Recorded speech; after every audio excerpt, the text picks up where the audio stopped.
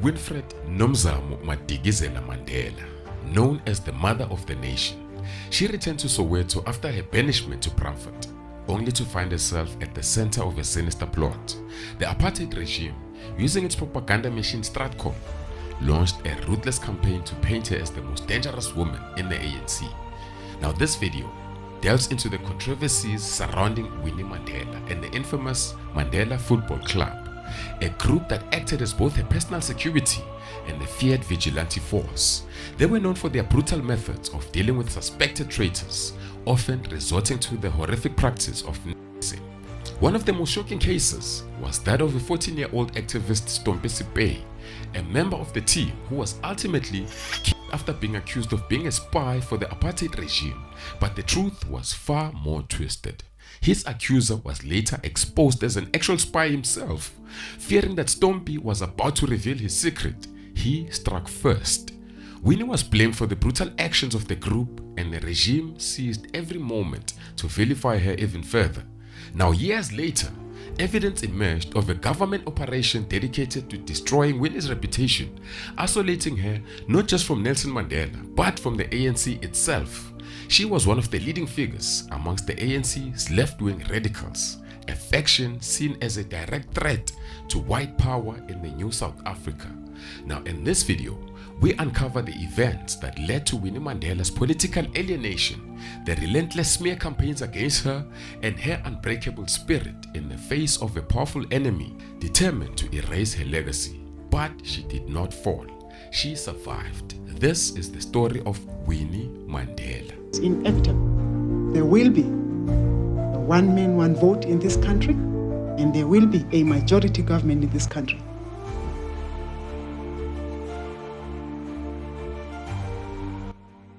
As the dawn of freedom approached, the apartheid regime knew it was about to lose political power to the ANC-led black government. But surrendering power didn't mean surrendering control. They needed to ensure they could still dominate key aspects of the country, especially the economy. One of their most strategic moves was to divide the ANC from within. The regime identified individuals they were willing to negotiate and work with, leaders like Nelson Mandela, Thabo Mbeki, and Cyril Ramaphosa amongst a few, who were considered liberals. But there was another faction, one they feared the most, the far-left radicals. These revolutionaries were seen as a direct threat to the survival of white power in the new South Africa. To neutralize this threat, the regime had to remove them from the equation and elevate those they deemed more moderate, either into political power or influential business positions. To achieve this, the ANC had to be infiltrated and turned against itself. Comrades were pitted against each other through spy accusations, betrayal, and ruthless smear campaigns. Some within the party collaborated with the enemy. They were given intelligence that exposed fellow comrades. Some of these revelations were true, while others were carefully manufactured lies designed to destroy reputations. The regime's top targets were the most influential and charismatic leaders of the radical factions: Chris Hani, public enemy number one; Winnie Mandela, the fearless mother of the nation; and Peter Mokaba, a firebrand revolutionary. This is after Joe Slovo. Now, these three figures were too powerful, too unyielding, and too dangerous to be allowed near the levers of power in the new South Africa. The apartheid regime was determined to ensure they would never rise. And they saw people, moderates in the ANC, that they could deal with and cut deals with. And this is quite ominous. And we were lectured about this very openly. I attended one seminar after the next. And the whole word that they were using was we've got to become pragmatic now. We've got to neutralize the radicals in the ANC. The names were there on the list. And it's amazing that it actually worked out this way. Chris Hani was murdered. Winnie was so discredited and sidelined across the board. And the people that they saw as moderates that they could deal with, like our ex-president, Mr. Thabo Mbeki, and many others, were the people that actually eventually emerged as the leading faction, where the others were neutralized. I think the biggest fear was that the populist element of people like Winnie and Peter Makabe, and of course Chris Hani, the communist label on him was terrible.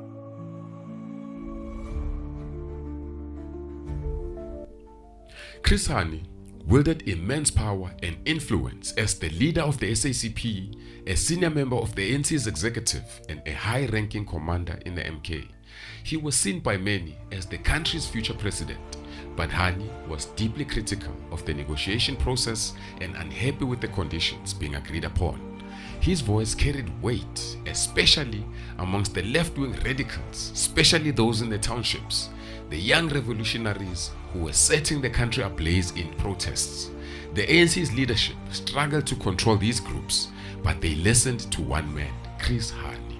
Someone with that much power and someone who refused to fall in line had to be eliminated.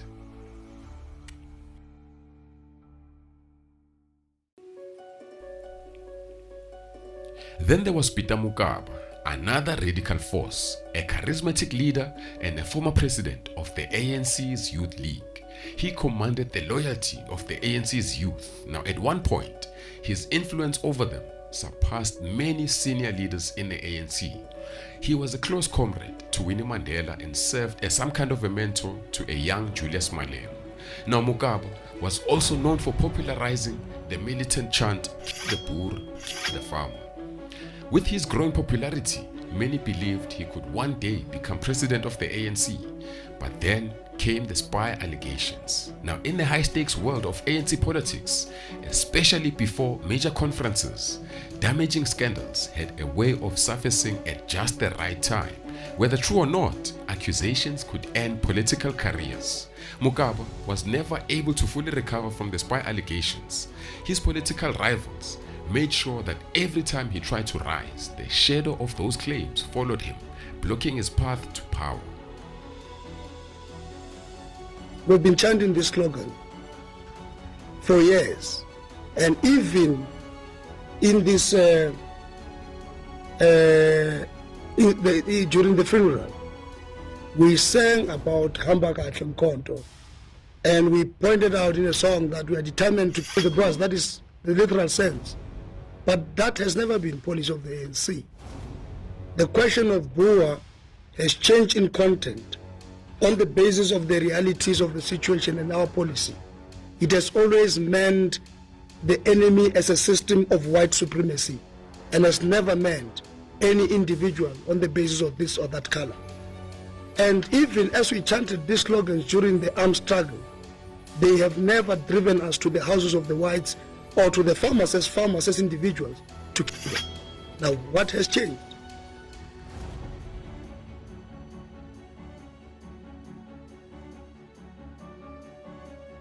Winnie Mandela's hatred for traitors and spies was born the day Nelson Mandela was arrested in Howick, leading to the infamous Rivonia trial, where he and his comrades were sentenced to life in prison.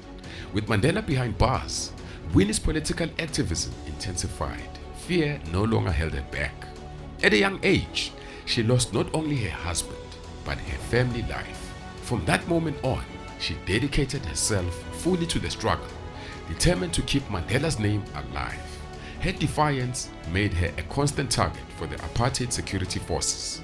For at least 20 years, she was harassed, arrested, and thrown in and out of prison, but nothing compared to her most brutal punishment, nearly 500 days in solitary confinement, enduring relentless torture at the hands of the police. According to Winnie, it was the regime itself that turned her into a radical, willing to kill for the cause if necessary. Life, the human being, was so sacrosanct that I could never on my own lift up a finger against any human being for ideological reasons. But what I went through, that personal experience, hardened me so much that at the end of my interrogation, looking at my interrogators and what I had gone through, I knew that as I sat in that cell, if my own father or my brother walked in, dangling a gun, and he was on the other side, and I had a gun too in my hand, in defense of the ideals for which I was being tortured then outside.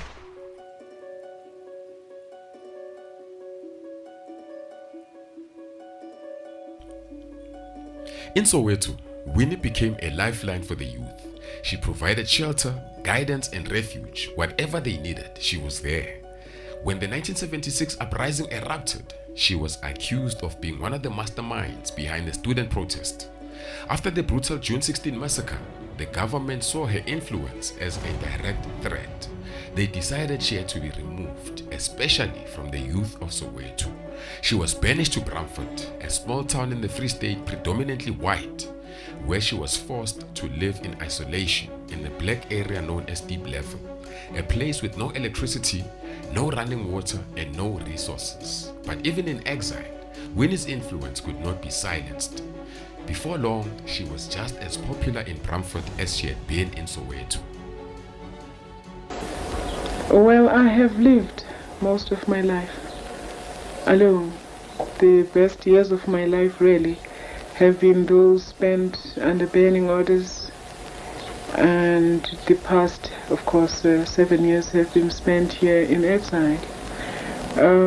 Exile here means virtually really being in prison at your own expense, and it is the extreme isolation that is very, very difficult, and being away from friends and completely isolated intellectually, being in a place like this where you can hardly interact intellectually with the community, that one finds extremely difficult.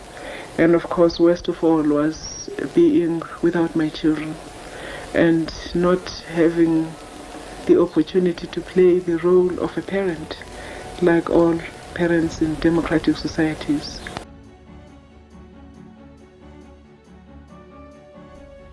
By the mid-1980s, she had had enough. She defied the regime and returned to Soweto. But the Soweto she came back to had changed. It had become a war zone. Political violence raged. Young revolutionaries ran riots, and the government had imposed a state of emergency. Winnie realized that she was no longer safe, that she needed protection, and she found it under the gaze of a football club. She gathered township radicals, young men willing to do whatever it took to protect her and the struggle. And so began one of the most controversial chapters of her life.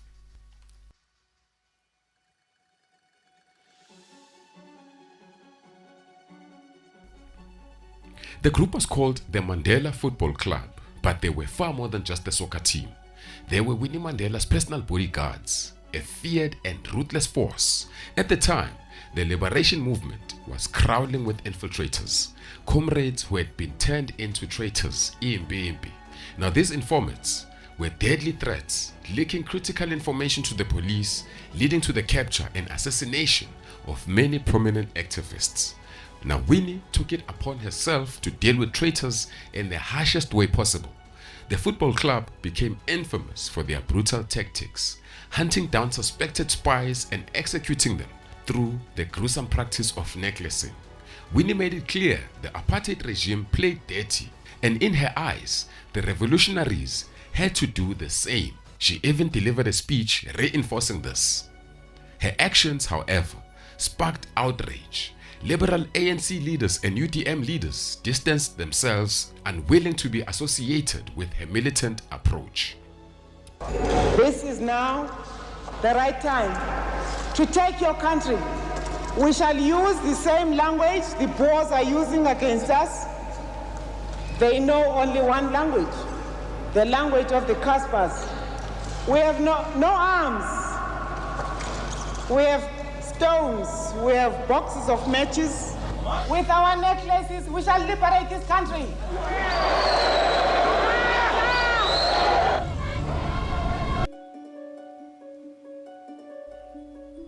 Unfortunately, The Mandela Football Club is most remembered for its vigilant activities.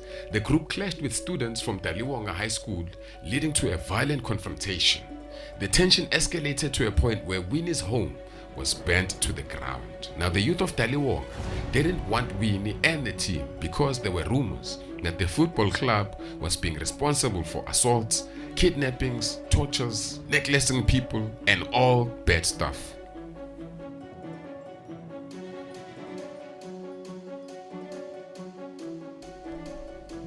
But there was an even deeper problem. Every single member of the football club had been infiltrated.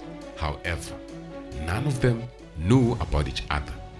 Now, Winnie's home was also secretly bugged with listening devices, allowing the enemy to monitor her every move without her knowledge. She had become the ultimate target. Now, the apartheid security forces captured and tortured the young men, breaking them until they turned into traitors themselves. Meanwhile, Stratcom, the regime's notorious propaganda unit, launched a relentless smear campaign against Winnie.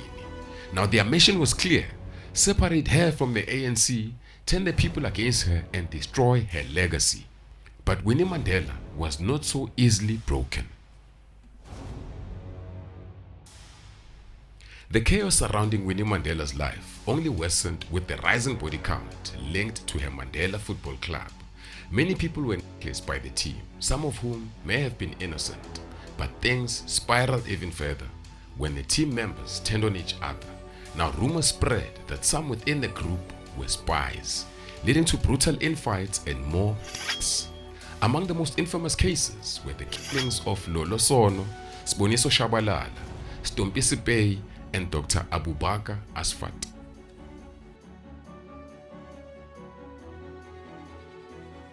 In 1988, a 14-year-old activist, Stompie Seipei, disappeared while in the company of the Mandela United Football Club in Winnie's house.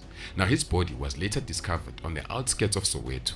He had been severely beaten before being killed with a gardening tool. Now, before his death, Stompie had been seen by Dr. Abubakar Asfat, a close friend of Winnie.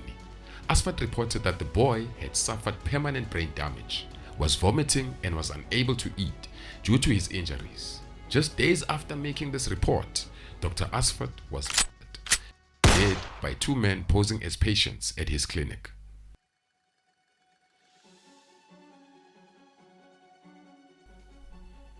The deaths became the center of intense scrutiny during the Truth and Reconciliation Commission, the TRC, where they were used to destroy Winnie's reputation and political career.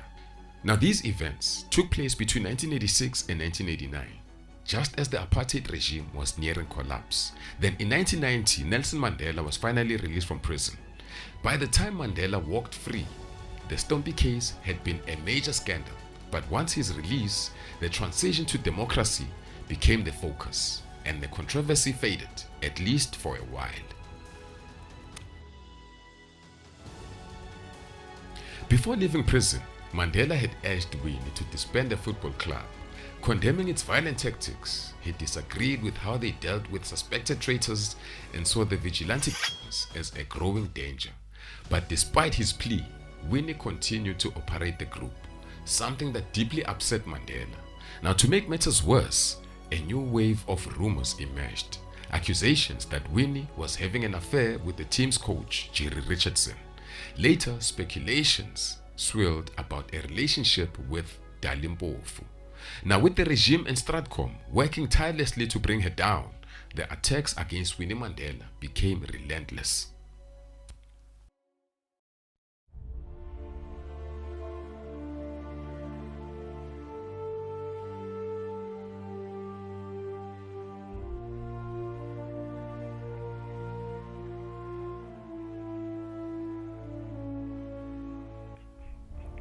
What was never publicly discussed was the extent to which Stratcom was behind the lies and smear campaigns against Winnie Mandela. They painted her as a drunk and a drug addict, and a woman who would sleep with anyone, especially when she was intoxicated. But even more sinister were the murder accusations pinned on her. Now, for the most part, this was a carefully orchestrated smear campaign led by Paul Erasmus, a former security officer of the apartheid regime. Now, years later, Paul himself confessed that Winnie had been framed. and that the football club boys were all traitors secretly working for the regime. Now, according to Paul, Stratcom had about 40 journalists on their payroll, both locally and internationally. These journalists were regularly fed fabricated stories about Winnie, designed to destroy her reputation not just in South Africa but across the world. I would get first grade intelligence from Soweto. You must understand that Winnie's house was bugged, telephones were bugged, posts were monitored. She was under surveillance almost continually. And I'm going to tell you something now which is a fact, and I've said it before. The entire soccer club and literally everybody that surrounded Mama Winnie were security branch informers. Wouldn't you think otherwise? And I'm including Stompie Seipei. And I believe, but I'll get to that. So everything Mama Winnie did was conveyed to me. And my job was to sit and work to formulas and get this stuff out. I'm telling you this as a fact. They were all working for the security branch, including Winnie's aide-de-camp then was a woman by the name of Zeliswa Falati. And the death started when the one found out about the other. And Jerry Richardson actually admitted this in court. He didn't go as far to say that he worked for the security branch, because I don't think, look, he's dead now, isn't he? As far as I know. Anyway, I don't care. The fact is that he found out about Stompie, and Stompie was told about him. Now, it's very possible that security branch Soweto poured the petrol in the fire and let them destroy each other.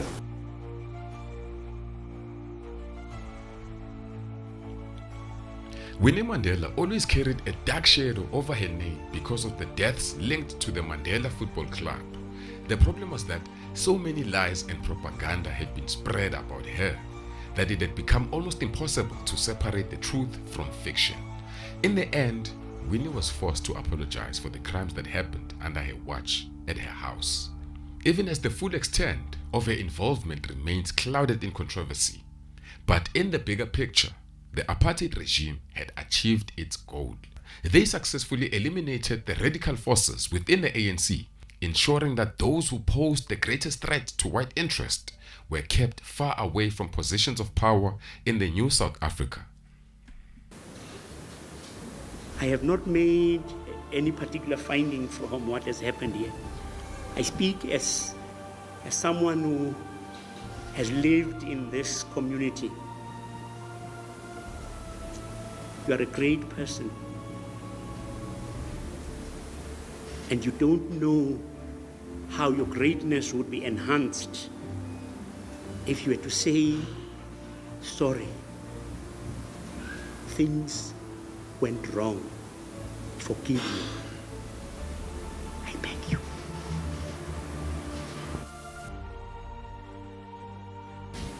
The Father I've always known in you, I am hoping it is still the same.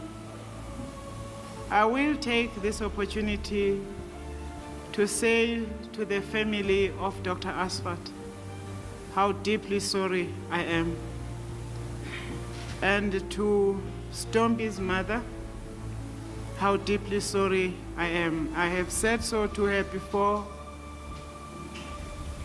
a few years back when the heat was very hot. I am saying it is true. Things went horribly wrong.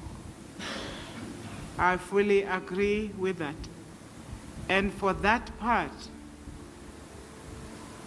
of those painful years when things went horribly wrong and we were aware of the fact that there were factors that led to that, for that, I am deeply sorry.